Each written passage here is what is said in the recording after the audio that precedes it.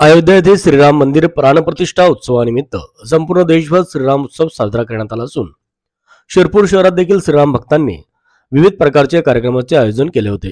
शिरपूर येथील महाराष्ट्र राज्य मार्ग परिवहन मंडळ अर्थात बस स्टँड येथे शिरपूर टेक्सटाईलचे चेअरमन तथा भारतीय जनता पार्टीचे शिरपूर शहर अध्यक्ष चिंतनभाई पटेल यांच्या हस्ते प्रथम दत्त मंदिरात आरती करून श्रीरामाच्या प्रतिमेचे पूजन करून दीप प्रज्वलन करण्यात आले। यावेळी शिरपूर आगारातील अधिकारी वृंद व कर्मचारी यांनी चिंतनभाई पटेल यांच्या शाल श्रीफळ देऊन सत्कार करण्यात आला। शिरपूर आगारात उपस्थित प्रवासी यांना चिंतनभाई पटेल यांच्या हस्ते महाप्रसाद वाटप करण्यात आले। तर शिरपूर आगारातील वर्कशॉप येथे चिंतनभाई पटेल व स्थानक प्रमुख मनोज पाटील यांच्या हस्ते वृक्षारोपण कार्यक्रम संपन्न झाला।